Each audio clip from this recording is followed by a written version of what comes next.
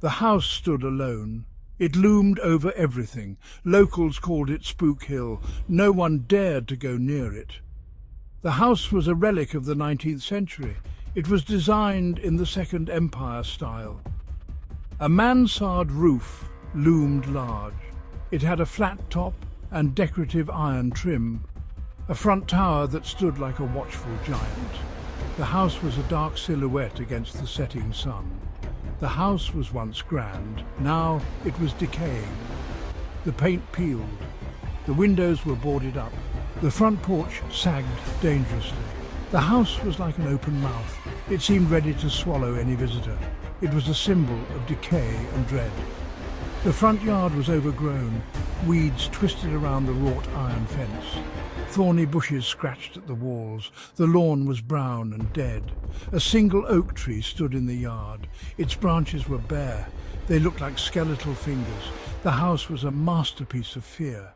It was both beautiful and terrifying. It held a dark secret. It was a secret that no one dared to uncover.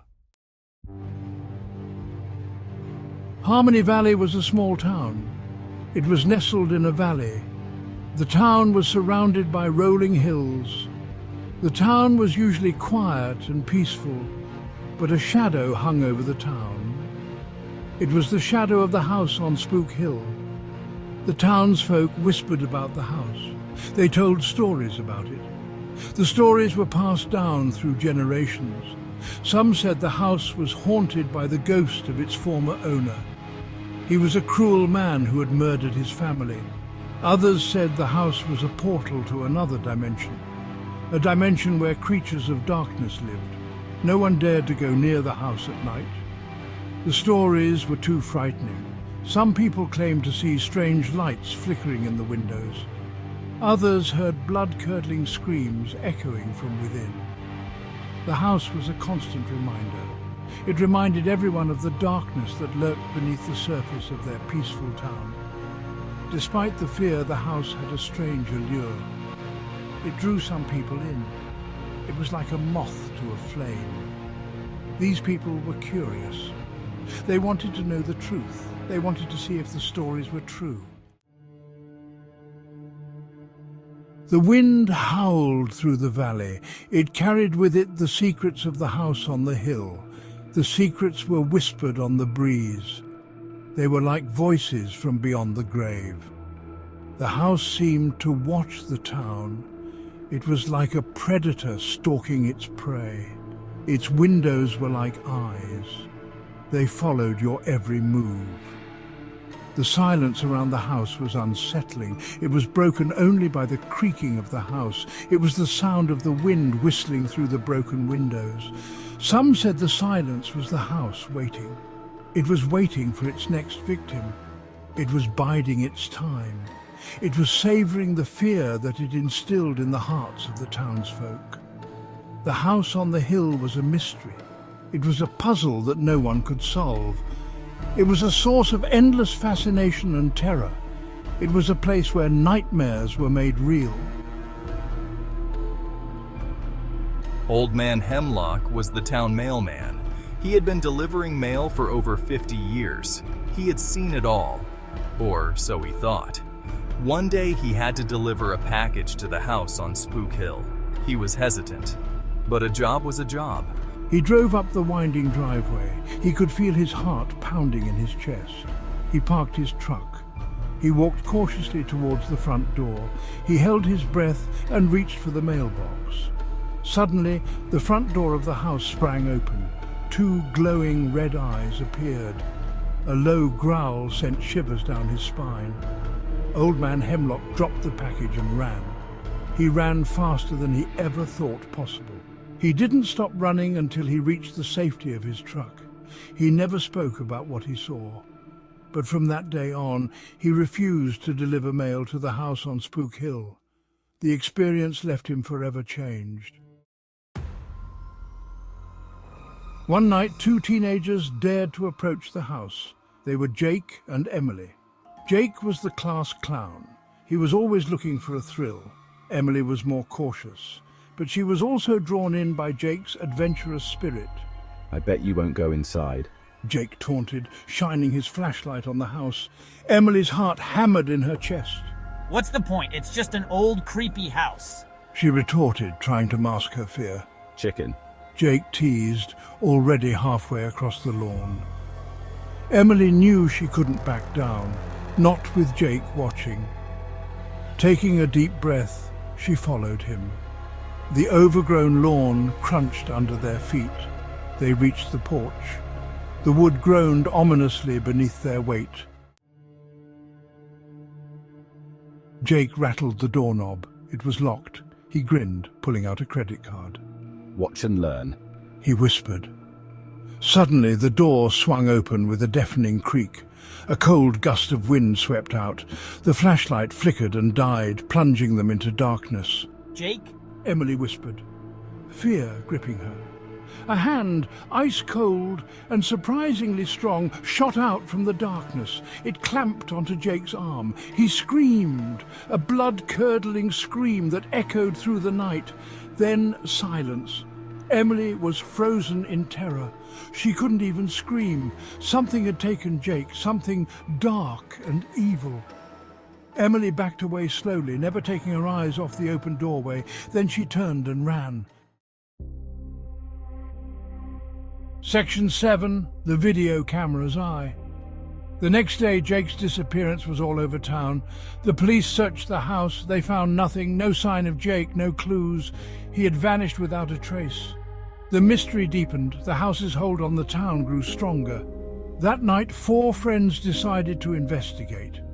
They were armed with a video camera. They were determined to uncover the truth about the house on Spook Hill.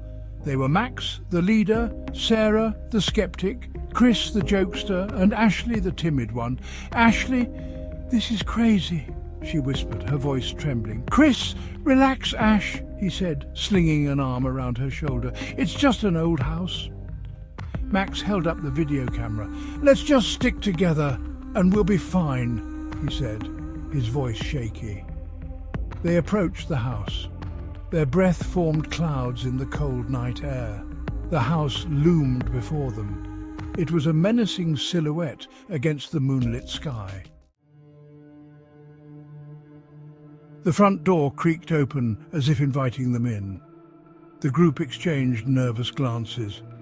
Sarah, this is a bad idea, she muttered, but Max was already stepping inside. The air inside was heavy with dust and the stench of decay. Cobwebs hung from every corner. The only light came from their camera and their flashlights. Max. Let's split up, he whispered, his voice echoing in the vast emptiness. Sarah, are you insane? She hissed.